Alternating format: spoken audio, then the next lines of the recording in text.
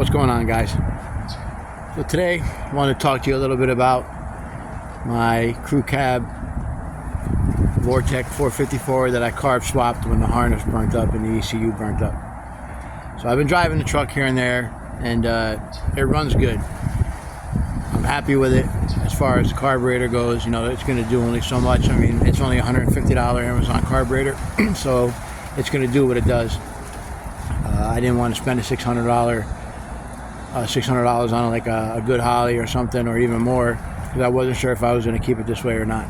You know, I wanted to try it out. It was the cheapest alternative to get the truck up and running at the time, so that's why I did it. So it gets good gas mileage. You know, so the gas mileage is not much different, maybe a mile a gallon difference between the carburetor and the fuel injection. The startup, of course, with the carburetor, starts right up with the choke. If I choke, I don't even use the choke down here. I pump the gas 5 times, it fires right up and idles.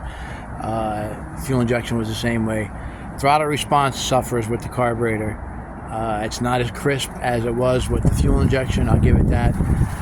You know, and there's other variables too. This carburetor, the exhaust stinks a little more than it did when the fuel injection was on it, so I'm sure the carb's running a little rich. I had to dial the fuel pressure down to like 5 pounds, I think 5 pounds from where it was, because I was coming home one day and I nailed it and it pinned the float and flooded the truck out and died. So I got it back to the house. Fuel pressure was at like 7.5. I think that's what I left it at out of the box. It ran good, so I just left it. I didn't even think about dialing it back down. So brought it down about 5 pounds. It runs great now. But I don't use it that often, and the reason why is because you have to manually shift the transmission. I never went and got a standalone controller for it. I never went and bothered to run wiring to the TPS and the tach signal to the transmission. The speedometer doesn't work. There's a bunch of stuff that I didn't do it just because the harness burnt up, and I was like, I don't know if I'm going to keep the truck. I might part it out, blah, blah, blah. But I've had this thing so long and it runs so good, and it's only got like 140,000 miles on it, and the motor runs great. So, and I just had a tranny rebuilt when I worked at the tranny shop, new converter and everything, so it's beautiful. No other issues with the truck. The AC blows cold. So I decided to go back fuel injection. Now, I had went and purchased all the parts to do it. I bought another vortec distributor. I bought all the intake gaskets. I bought a fuel pressure regulator. And I was going to take, Tommy has a set of AC Delco injectors that were brand new before his truck died about 15 years ago. I was going to take those, clean them, and install them in a truck with new O-rings, and it probably would have been great. The harness was the big problem. I found a couple of them used online, but they're no better than the one I had in there. I mean, all the ends by like all the sensors are bare wire. You know how these harnesses get after time, guys. So I said, oh, fuck it, I'll just use the painless harness and I'll run the truck that way. Well, for $600, yeah, I can control the motor and tranny, but I still would have had to put all the factory stuff back on it, as far as the distributor and the intake and everything. So I was like, and I still wouldn't have had a speedometer and all that stuff. So I was like, you know what, screw it. So I started looking at standalone transmission controllers. I was just going to go that route. And the cheapest one I found that I didn't have any reviews on it was, of course, from I think it was I can't even remember the name of the company. Anyway, a decent one is like $800, guys. Then you got to buy the TPS kit for it, which is like another $150-$200 depending on your application. So you're at for $1,000.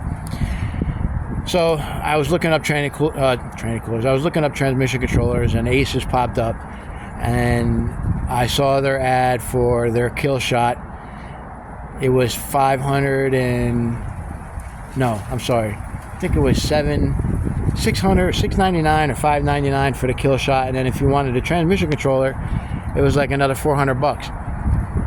So for $900, I got fuel injection covered. I figured, oh, well, you know, maybe I go around. So I did some reviewing, and Tommy did some research on it, and I guess one of the guys that runs the company or works at the company was a tech at GM, and another guy over there worked at Holly.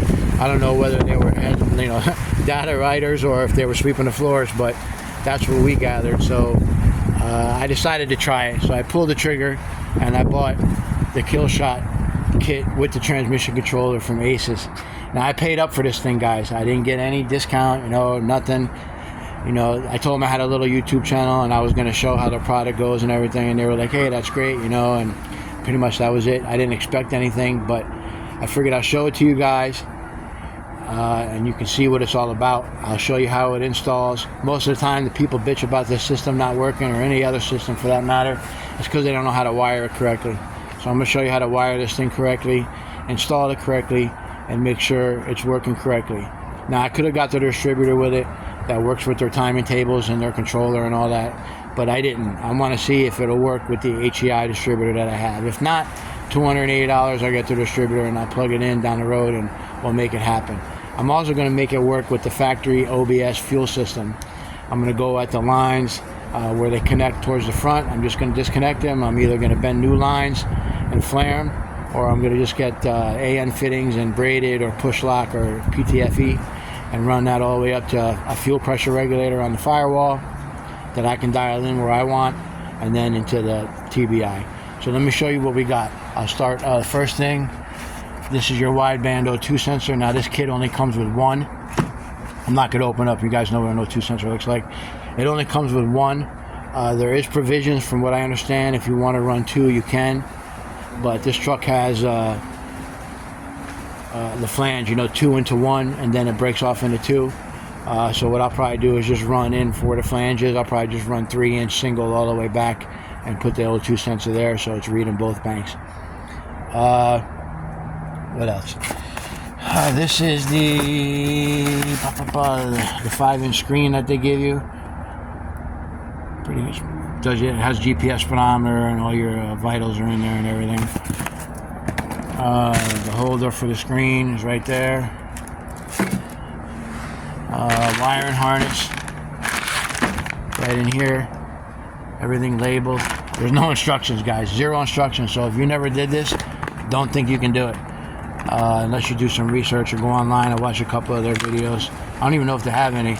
I've done so many of these aftermarket ones and factory ones that I know what they do, Comes with a GM style coolant temp sensor. Let's see what this is. This is the ECU, I think. Yeah, so that's the engine management ECU right there. Let's see. What else we got? All right, this is the throttle body. Comes with all the hardware. I'm not gonna take it out of the box, but basically sports up to 650 horsepower, which this truck will never ever see in its entire life unless I hit the lotto. So I ain't gonna worry about that. Let me put the styrofoam back on top. Sorry.